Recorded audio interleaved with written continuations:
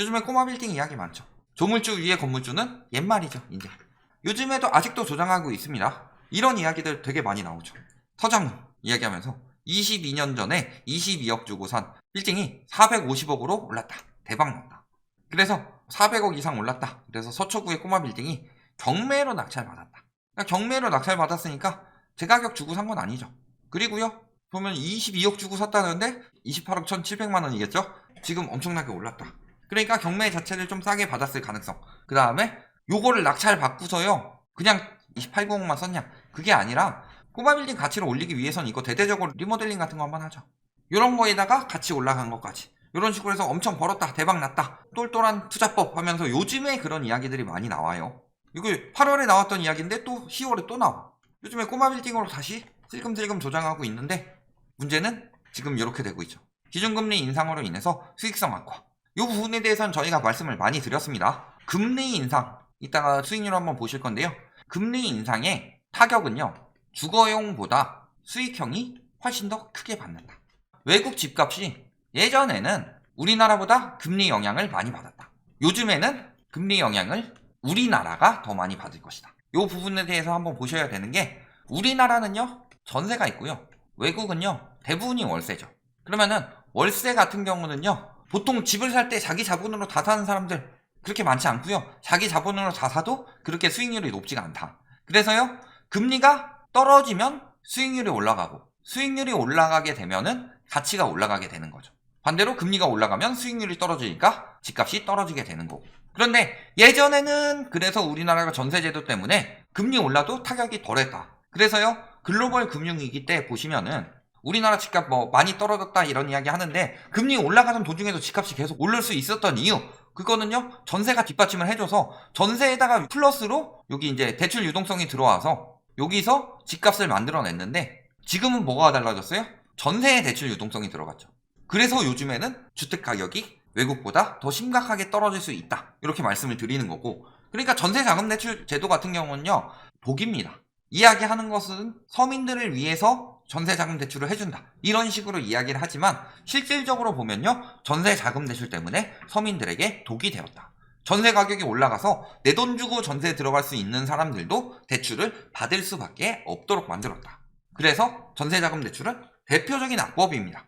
말씀드렸듯이 외국은 월세를 받기 때문에 원래 금리 영향을 많이 받았죠. 그런데 수익형 부동산은 다 월세예요. 수익형 부동산을 시세 차익을 보게 하기 위해서 누구한테 전세로 빌려주고 장사를 하게 둔 다음에 가격이 올라가면 비싸게 팔아치운다, 이런 식으로 장사하는 경우는 없어요. 그렇기 때문에 금리가 올라가게 되면 수익률이 떨어지는 게 눈에 보이죠.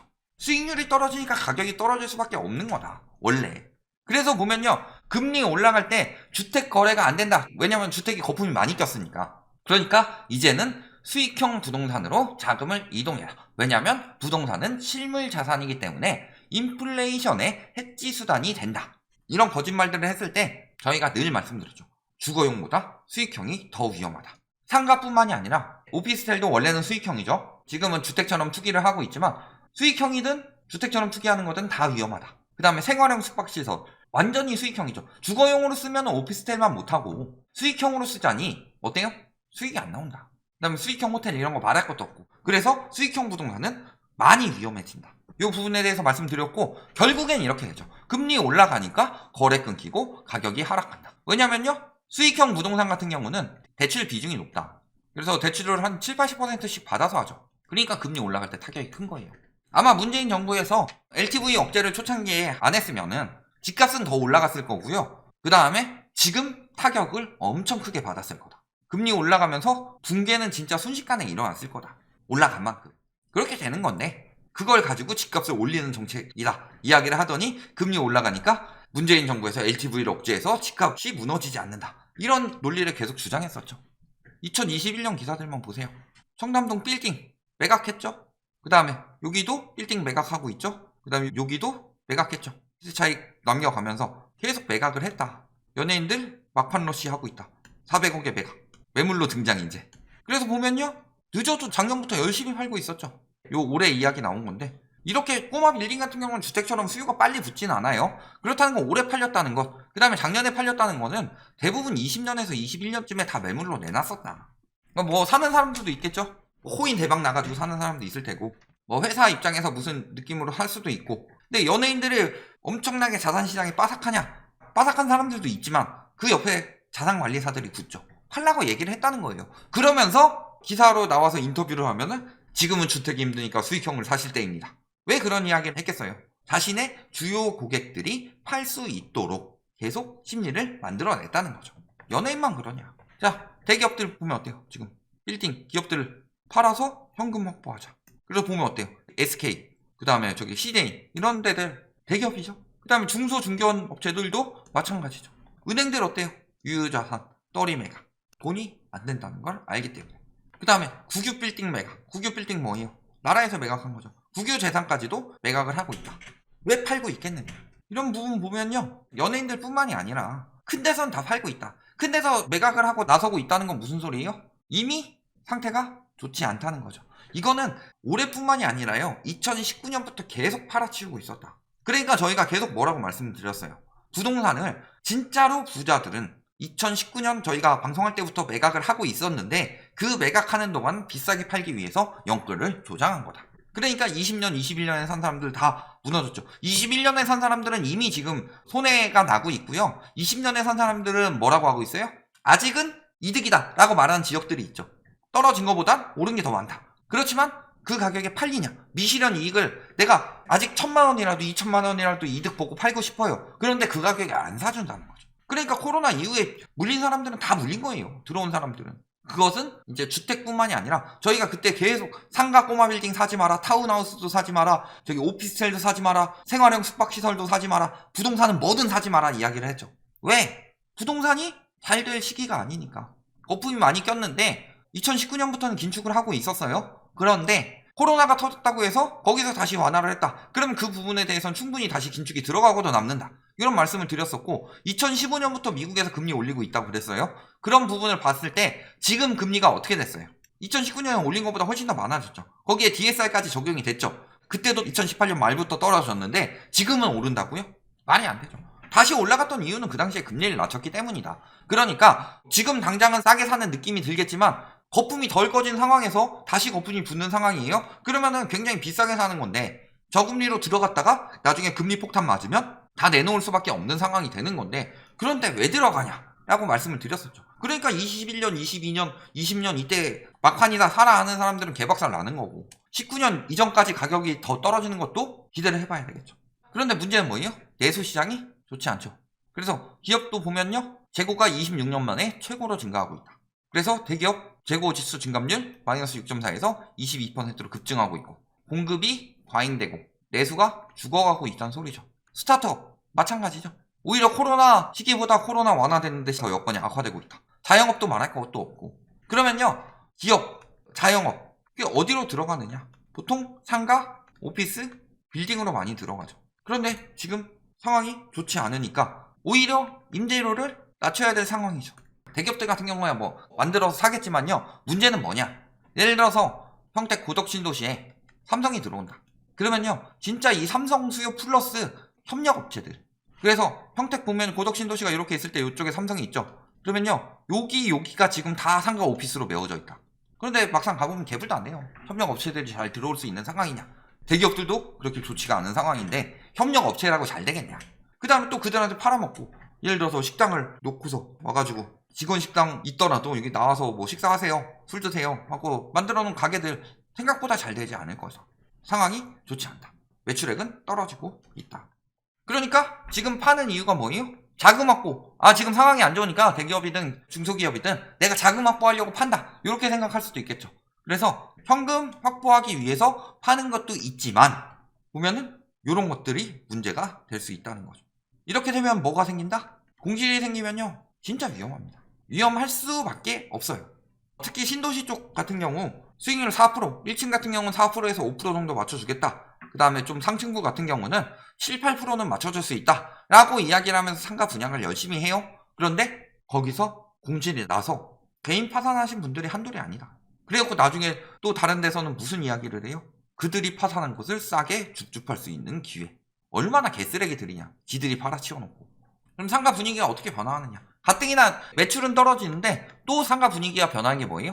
배달이 지금 활성화됐죠. 요즘에 이제 배달 앱이 욕을 많이 먹어가지고 앱을 잘 사용하지 않으려는 추세라고 하더라도 배달 앱에서 그러니까 비대면이 어느 정도 늘어났죠. 그 다음에 또 하나는 뭐예요? 지금 다시 오프라인이 조금 살아나고 있다고는 하지만 앞으로 오프라인에서 온라인으로 넘어갈 수밖에 없다. 그러면 어떻게 돼요? 넓은 매장에서 인터넷으로 이동을 하는 거죠. 그러면 어떻게 돼요? 굳이 이게 필요 없는 거예요. 물론 필요한 업체들도 있죠. 예를 들어서 이마트가 들어온다. 그리고 이마트도 지금 인터넷 쪽을 많이 하지만 그래도 동네에 하나 들어온다. 혹은 홈플러스가 들어온다. 넓은 매장이 물론 필요하죠. 그런데 앞으로 점점 인터넷으로 바뀌어간다는 거죠. 예를 들어서 음식점 같은 경우는 크게 이동할 필요가 없겠지만 화장품을 만든다든가 이런 것들 같은 경우는 중간에 굳이 그거 안 통하고 인터넷으로 직접 팔아도 되죠. 입소문만 탄다면. 그런 식으로 슬금슬금 이동하게 되면요. 어떻게 되느냐. 첫 번째는 업체가 줄어서 공실 날 확률이 높아지고 두 번째 뭐예요? 온라인으로 이동하는 업체들은 이동을 한다. 그러면 남은 오프라인에 가능한 업체들이 있잖아요. 이런 업체들이 동종 업계끼리 경쟁이 심해져요. 그러면 매출이 떨어지고 그러면 임대료를 올리기 힘들어진다. 오히려 임대료를 낮춰야 되는 수순까지 갈 수가 있다. 그래서 보시면요. 수익률을 계산해봤어요. 자, 기준금리 0.5%일 때 그때 예금금리 0.8, 대출금리 2.5 정도였다. 그랬을 때 10억짜리 상가든 꼬마 빌딩이든 산다고 해봅시다. 그랬을 때 10억이면 뭐 꼬마 빌딩 사기는 적지만 예를 들어 이걸 10배로 뻥튀기 해서 똑같이 생각해보시면 되죠. 그랬을 때 70%까지 대출이 나온다고 보면 7억 정도 대출을 받죠. 그 다음에 보증금 1억에 300 정도 받는다고 해봅시다. 이 정도는 받아줘야 되죠. 자기 자본은 2억이 필요하다. 기준금리가 0.5% 때는 극단적인 저금리죠. 그래서 예금 금리는 0.8, 그 다음에 대출금리는 2.5 정도니까 예금 이자는 이 정도, 대출 이자는 이 정도다. 그러면요 월 300씩 3,600 벌죠 1년에. 여기서 대출이자 빼고 나면 수익은 1,815만원. 이걸 수익률로 따져봤을 때 내가 2억 투자했는데 1,815만원 번다. 수익률 9%다. 그리고 예금했다고 했을 때 160만원 손해보는 것까지 생각을 하더라도 기회비용이 1,655만원이다. 이때는 투자할만 했죠. 근데 문제는 이 저금리가 얼마나 갈 것이냐. 요걸 생각을 해봐야 되겠죠. 그러면은 지금 기준금리가 2.5죠. 예금 2.8에 대출 5% 정도 나온다. 이 정도가 되면요 아주 고금리는 아니에요. 엄밀하게 말하면. 그런데 이 정도만 되더라도 똑같은 가격이면 얼마나 손해가 커지느냐. 자, 예금이자 560이죠. 대출이자 3,500이다. 아까 3,600이니까 100만원 남죠. 수익률 0.5%. 예금 이자만도 안 된다. 그러니까 기회비용이 오히려 떨어지죠. 예금에 넣어놨으면 560 버는 건데 상가를 투자했더니 100만원 벌어요. 더 심각하죠. 그런데 기준금리가 4%까지 올라갈 걸로 보여요. 근데 문제는 뭐예요? 상가 상황이 좋지 않다. 임대료가 올라가기는커녕 내려야 될 상황이 될 수도 있다. 신도시 같은 데 가보면요 10억짜리로 1층 상가 맞출 수 있는 게 10평이에요. 그래서 1억에 250으로 낮춘다. 생각을 해봅시다. 기회비용이 마이너스 2,760만원까지 떨어진다. 그러니까 상가 꼬마 빌딩에 지금처럼 거품 핀 가격에 들어갈 이유가 없어지는 거죠. 공실나면 개박살이지. 만약에 수익률 한 5%는 맞춰줘야 되겠죠? 수익률 5%. 이 정도까지 금리가 올라갔을 때 내가 수익률을 맞추게 된다 라고 하면 상가 가격이 어떻게 돼요? 수익률 5% 나오기 위해서는 이 정도는 벌어줘야 된다. 예금이자가 이 당시에 4.3 나오는데 얘보다 높으려면 수익률 5% 나와줘야 되죠. 근데 이 정도 가격이 떨어졌다고 보면 그러면은 얼마나 대출 이 정도만 받아야 되고 자기 자본 이 정도 내야 돼요. 그래서 5억 5천 정도까지는 떨어져야 된다. 그러니까 상가가 반토막이 나는 거다.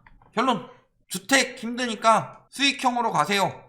절대 안 될 소리다. 원래 금리 인상기에 수익형이 훨씬 더 위험하다. 우리나라뿐만이 아니라 다 그런데 우리나라 같은 경우 특히 수익형이 더 위험하다. 왜냐면 전세가 많았기 때문에. 다만 지금은 주택에 플러스 전세자금 대출로 인해서 양쪽에 거품이 꼈기에 지금 주택이 더 위험해 보일 수는 있는데 원래는 금리 인상기에 수익형이 훨씬 더 위험하다. 그러니까 주택 안 되면 수익형으로 가세요. 말도 안 되는 소리에 속지 마시고요. 수익형 같은 경우는 나중에 앞으로 경매 많이 나올 겁니다. 꼬마 빌딩이요?